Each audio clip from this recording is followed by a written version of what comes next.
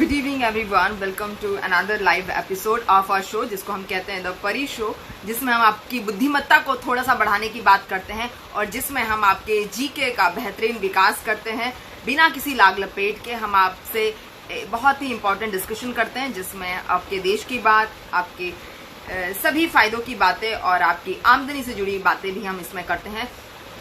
I welcome you all in this Facebook live for sharing so much our video. We are really grateful that you have liked our video so much and shared it so much that we want you to please share our YouTube videos as well.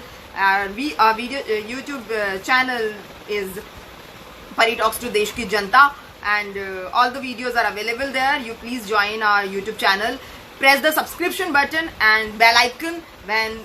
Whenever there is a video posted, it can reach to you and it can be available to you to watch.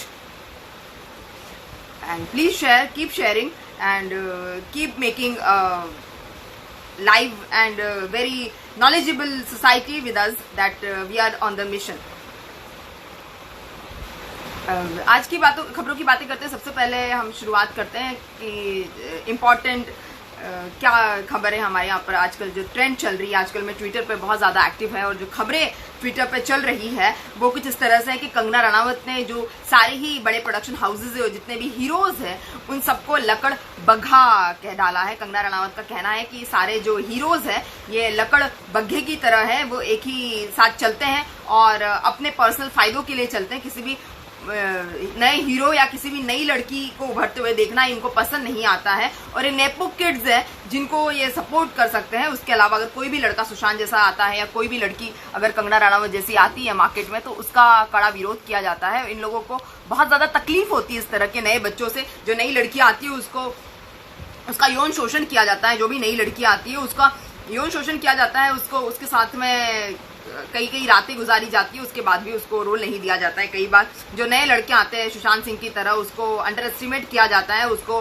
भारी भारी धमकियां दी जाती है, उसको industry से उसका पत्ता काटने के लिए कोशिश की जाती है। उल्टे पुल्टे उसके लिए इंटरव्यूज स्टारडस्ट में छापे जाते हैं, उल्टे सीधे नामों से बुलाया जाता है। जैसे जो आलिया भट्ट की माँ है सोनी राजदान ने सुशांत सिंह को ड्रग एडिक्ट कह डाला और डिप्रेशन का शिकार कह डाला। और तो और महेश भट्ट साहब जो डिप्रेशन की दुकान के सबसे बड़े सरताज थे, उन्होंने जो अपनी बेटी और अपनी बीवी के आगे किसी भी लड़की का कोई टैलेंट नहीं समझते। उनके हिसाब से सिर्फ उनकी बेटी के अंदर टैलेंट है। उनकी जो भी बीवी रही होगी शायद सोनी राजदान है, और भी पता नहीं कितनी एक्ट्रेसेस उनकी बीवी रही है या गर्लफ्रेंड, पता नहीं ढेरों रही होगी, हजारों गर्लफ्रेंड्स रही होगी, हजारों शादियां रही होगी। तो उन हजारों शादियों में से और उन हजारों गर्लफ्रेंड्स में से हालांकि हम लोगों में से शायद किसी के मम्मी डैडी के इतने सारे अफेयर्स नहीं होंगे जितने इनके मम्मी डैडीज के अफेयर्स होते हैं कि लिस्ट गिनते हम लोग थक जाते हैं। और वैसे ही इन हीरोज का नाटक होता है। 50-55 साल की उम्र में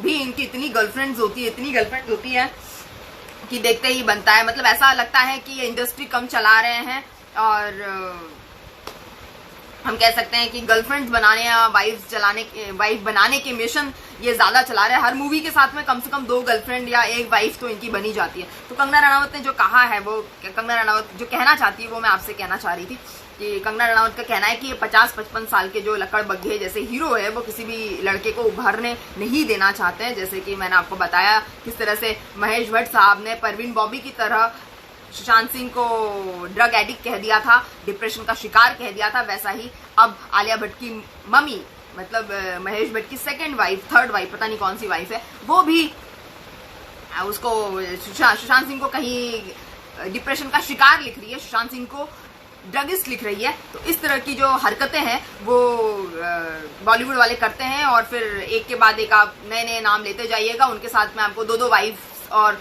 3 गर्लफ्रेंड्स मिनिमम मिलेगी और अब जाके ये सुशांत का कैरेक्टर असैसिनेशन कर रहे हैं, कंगना का कैरेक्टर असैसिनेशन कर रहे हैं। और इनका यही काम होता है कि नई लड़कियों को सुलवाना और नए लड़कों को परेशान करना, मेंटली टॉर्चर करना, स्टारडस्ट में उल्टा पुल्टा लिखना, उनकी फिल्मों को जो है रिलीज ना होने देना, उनकी फिल्मों को थिएटर तक नहीं जाने देना। जैसे सुशांत सिंह की फिल्म ड्राइव जिसमें उन्होंने बहुत ही सुंदर अभिनय किया है, उसको उन्होंने OTP प्लेटफॉर्म पे रिलीज कर दिया। तो OTT प्लेटफॉर्म पे रिलीज करने का हालांकि कोई सेंस नहीं था। जब सुशांत से कॉन्ट्रैक्ट हुआ था ड्राइव के लिए तो OTT प्लेटफॉर्म पर रिलीज ना करने के लिए बात हुई थी और थिएटर में रिलीज करने के लिए फिल्म की बात हुई थी, लेकिन बाद में करण जौहर ने अपनी मर्जी से उसको OTT पे रिलीज कर दिया। शायद सुशांत को मेंटली कन्विंस कर रहे होंगे कि आप थिएटर के लायक नहीं हैं, आप अगर हीरो बनेंगे तो आप थिएटर के लिए नहीं चलेंगे। जहां पर 55-60 साल के सलमान खान, शाहरुख खान बिक जाते हैं, वहां पर सुशांत जैसा यंग लड़का जो है बिकने के लायक नहीं है। ऐसी कुछ मेंटालिटी पूरी तरह से ऑडियंस की जिस तरह से इन्होंने बना के रखी है गुत्थम गुत्थी, वैसी गुत्थम गुत्थी कुछ इन यंग लड़कों के दिल और दिमाग में ये लोग लाने की कोशिश करते हैं। ऐसी कुछ गुत्थम गुत्थी जो है नए लड़कों के दिमाग में ये लोग भरने की कोशिश करते हैं। ऐसी गुत्थम गुत्थियां जो है एक के बाद एक कंगना रनावत खोल रही है। मजे की बात तो ये कंगना पहले अर्नब गोस्वामी के पीछे ये लोग हाथ धोके पड़ गए, क्योंकि अर्नब गोस्वामी ने इनको चरसी, नशेड़ी, गंजेड़ी कह दिया अपने शो में। लगातार रिपीटेडली, रिलेंटलेसली अर्नब गोस्वामी जो है सुशांत को हक दिलाने के लिए पीछे पड़े रहे इन लोगों के। तो इन्होंने अर्नब गोस्वामी के लिए इन्होंने मुहिम छेड़ दी, अर्नब गोस्वामी की कंप्लेंट कर दी बांद्रा कोर्ट में जाके। उसके बाद अब ये कंगना रनावत के पीछे पड़ गए, क्योंकि कंगना रनावत इनका पीछा छोड़ने से बाजी नहीं आ रही। इनका पीछा किसी भी हिसाब से कंगना रनावत छोड़ना नहीं चाहती। शायद कंगना उन सारी चीजों का बदला लेना चाहती है जो एक्ट्रेस बनने के समय हर स्टेप पे, हर कदम पे जो उन्होंने तकलीफें सहन की है, जितनी ज्यादा उन्होंने यातनाएं सहन की है, जितनी ज्यादा उनको बिस्तरों से होते हुए गुजरना पड़ा, शायद सबका बदला कंगना लेना चाहती है। और बॉलीवुड की ये कास्टिंग काउच और प्रोस्टिट्यूशन की जो प्रथा है शायद खत्म करने का बीड़ा कंगना ने उठा लिया है, मुझे ऐसा लगता है, जहां तक मैं देख पा रही हूँ।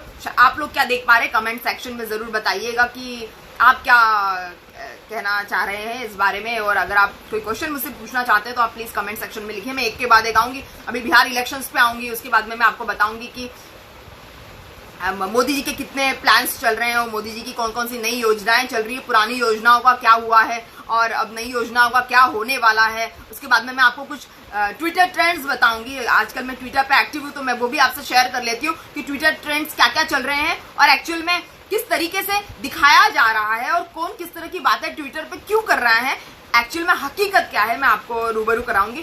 तो आगे बढ़ते कंगना रनावत ने ये भी कहा है कि उन्होंने कल नवरात्रि का पहला दिन था, उन्होंने कहा मैंने नवरात्रि का उपवास रखा हुआ है और वो दानवों से बदला लेना चाहती। उनका कहने का मतलब था कि उन्होंने नवरात्रि का उपवास रखा है, वो शायद इन फिल्मी दानवों से, दानवों का मतलब है डेमन्स, डेविल्स, राक्षसों से शायद वो बदला लेना चाह रही है, इसलिए उन्होंने नवरात्रि के उपवास रखे हैं।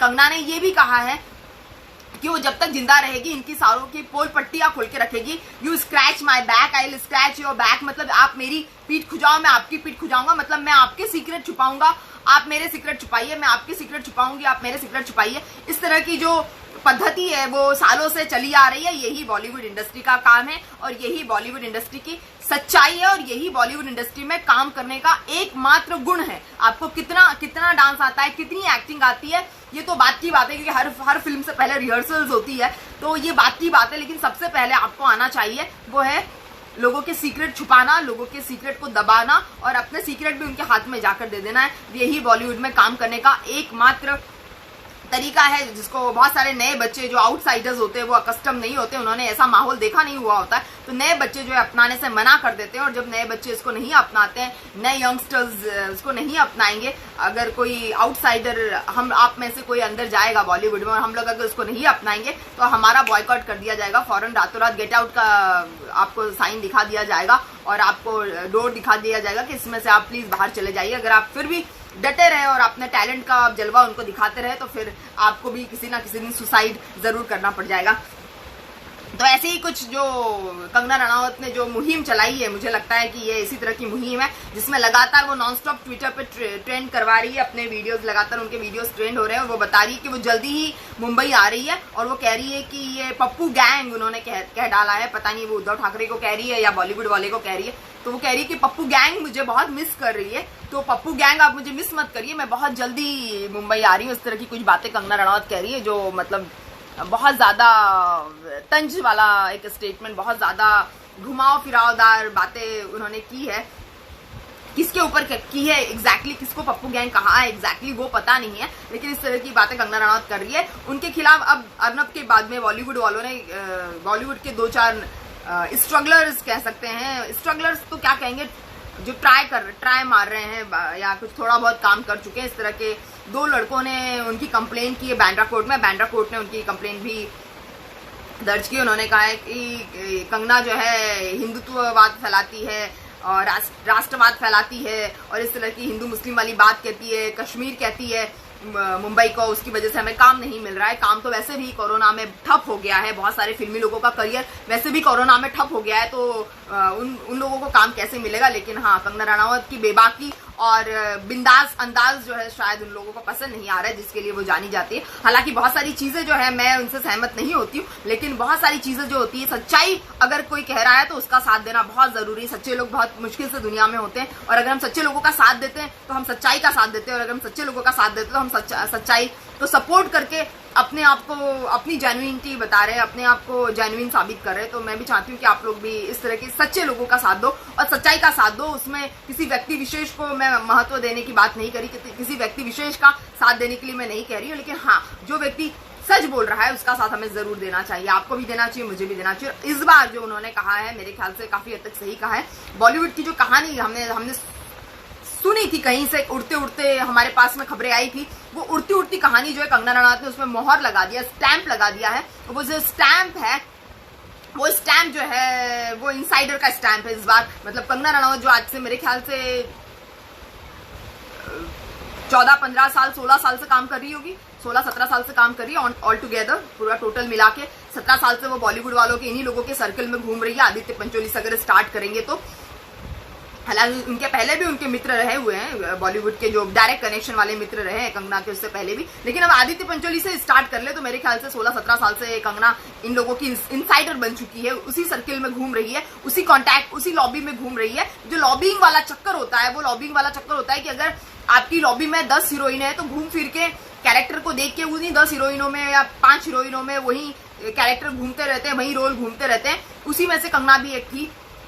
हालांकि उन्होंने हीरोज के साथ में 50-55 साल के हीरोज के साथ में उन्होंने उनके साथ स्क्रीन शेयर करना मना कर दिया, तो शायद सब लोग उनके दुश्मन हो गए। लेकिन इस बार जो बातें कर रही है वो काफी सच्चाई वाली बातें कर रही है और इन सब बातों का मैं समर्थन करने के लिए तैयार हूं। मुझे लगता है कि अगर ऐसी प्रैक्टिस है, रिगार्डलेस ऑफ एनीथिंग, अगर इस तरह की प्रैक्टिस है तो इस तरह की प्रैक्टिसेस बंद होना चाहिए। और जिसमें तैमूर की मम्मी करीना कपूर खान ने कहा है कि अगर आपको प्रॉब्लम है नेपो किड्स से तो नेपो किड्स के बच्चों की फिल्में देखने मत आइए। लेकिन आपको तो पता ही है कि नेपो किड्स के बच्चों की फिल्में नहीं आएगी तो फिल्में बनना ऑलमोस्ट बंद हो जाएगी, क्योंकि जितने भी बड़े प्रोडक्शन हाउसेज हैं वो नेपो किड्स के बच्चों के साथ ही फिल्म बनाते हैं। वो आपके हमारे साथ या किसी नए एक्टर के साथ में या किसी भी रास्ते चलते के साथ में या किसी एजुकेटेड बंदे के साथ में, जितना सुशांत एजुकेटेड था या थोड़ा बहुत जो भी एजुकेशन पोस्ट ग्रेजुएशन और जितना भी रिसर्च स्कॉलर्स, जितने भी बच्चे या जितने भी इंजीनियर्स, एमटेक बीटेक वाले बच्चे बॉम्बे में अवेलेबल होंगे, उनके साथ में कोई फिल्म नहीं बनाएगा। हालांकि वो टैलेंटेड बच्चे, वो एजुकेटेड बच्चे, वो मोस्ट क्वालिफाइड बच्चे इन 12वीं पास नेपो किड से बहुत अच्छी एक्टिंग कर सकते हैं, आई एम वेरी श्योर। क्योंकि एजुकेशन आपको कहीं ना कहीं मैच्योरिटी और उस तरह का एक्सपेरिमेंटल एटीट्यूड और उस तरह का एक्सपीरियंस लेवल आपका हो जाता है। तो मेरे ख्याल से क्वालिफिकेशंस की वजह से आपकी जो इनर इंस्टिंक्ट होती है वो ऐसे आप इनहेरेंट एक्टर बन जाते हैं। अगर आपको बहुत क्वालिफाइड है तो आप हर रोल को चैलेंज समझ के बहुत अच्छे से पिक्चर परफेक्ट तरीके से पोर्ट्रे कर सकते हैं। तो लेकिन इतना सब कुछ होने के बावजूद भी कोई भी बॉलीवुड का बड़ा प्रोडक्शन हाउस नए बच्चों के साथ में, आउटसाइडर्स या क्वालिफाइड या एजुकेटेड बच्चों के साथ में फिल्म नहीं करता है। ये सच्चाई है, आप इसको मान लीजिए या नहीं मानिए तो भी कोई बात नहीं है, लेकिन इस वीडियो को आगे शेयर करते रहिए ताकि सब लोगों को सच्चाई पता चले और हम एक बुद्धिजीवी समाज का निर्माण कर सके, जैसे कि मैंने आपको बताया। खैर,